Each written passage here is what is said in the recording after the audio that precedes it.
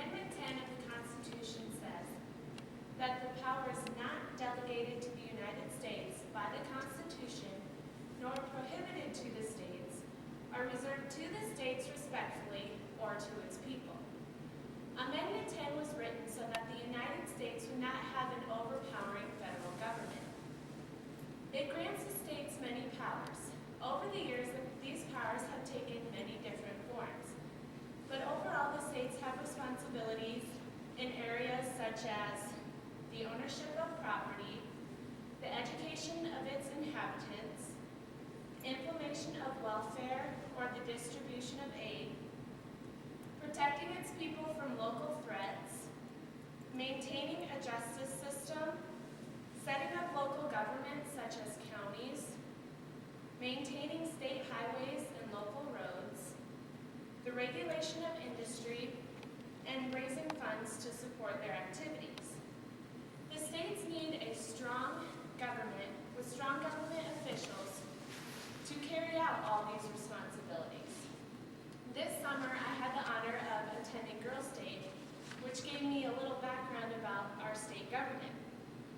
Girls' Day is an educational program designed after Iowa's government and tries to follow Iowa's governmental procedures as closely as possible.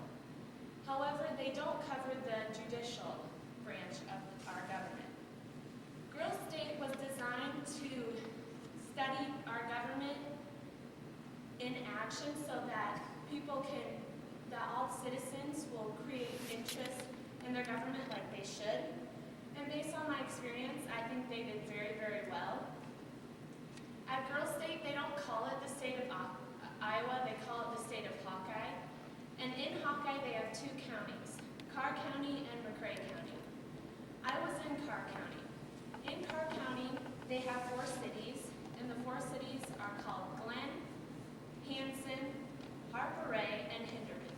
I was in the city of Harper Ray. In McRae County, they have 3 cities, Ladhoff, McLaughlin, and Young. Instead of having the Republican and Democrat parties, they have the Federalists and the Nationalists. I was a Federalist.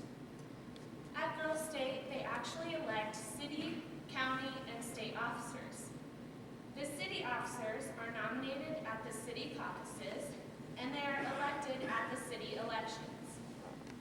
The county and the state officers are nominated at the primary elections and elected at the general elections. When I was at Girls' Day, I ran for the city health officer, governor, senator, and the chief medical examiner. When I ran for governor, I spoke in front of approximately 735 people.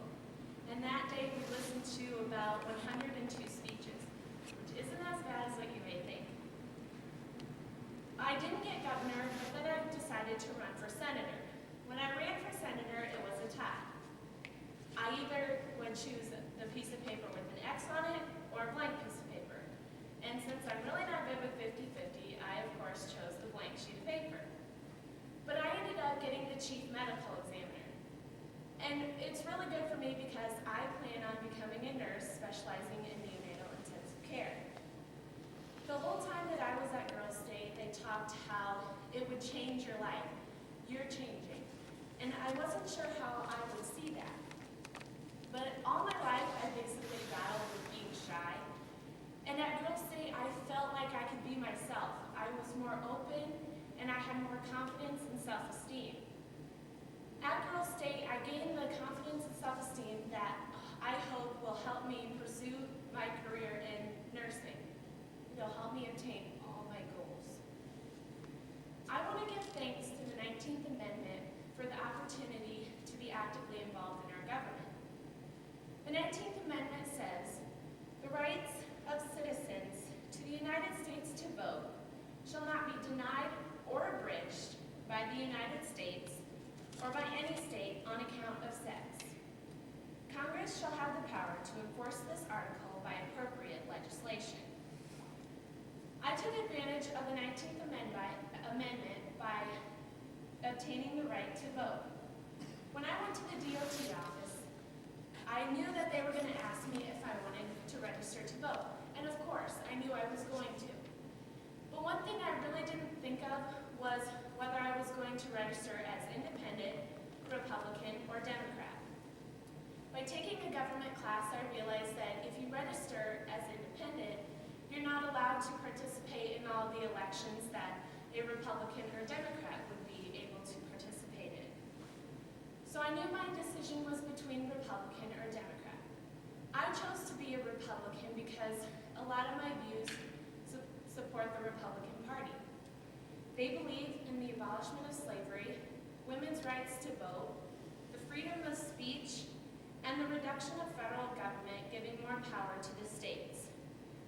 I knew I wanted to take it seriously, and I didn't just want to mark something down, because our government puts a lot of hard work, time, and effort into its citizens, and I believe that its citizens should also put a lot of effort into the government.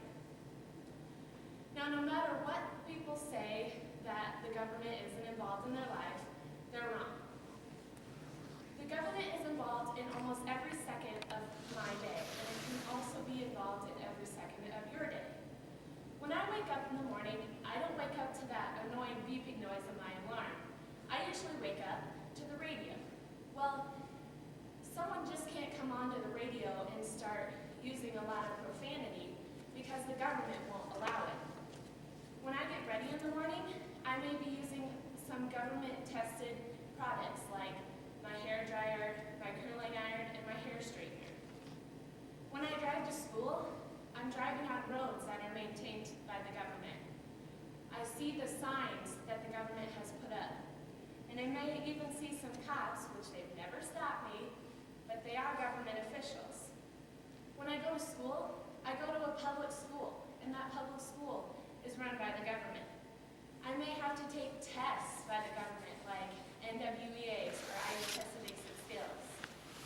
Some of my homework may be even related to the government, because our standardized test scores show that we are very low in reading, so teachers have to give more reading assignments to the students to get those levels back up. When I go to work, even my wage can be set by the government, and how long I work due to my age can also be set by the government. When I drive home, I see I'm on those same roads, I see those same signs, and those cops, they're still out there. Even seeing my family at night may be affected by the government. If my parents would happen to get a divorce, I may not be able to see one of them. Or if they participate in some criminal activity, they may be put in jail and I'm not allowed to see them. Although that's not the case for my family, it may be the case for somebody else's family. Even when I'm sleeping, the government is still working. I encourage all of you to become actively a part of your government. And even if you are actively a part of your government, I would like you to take one step forward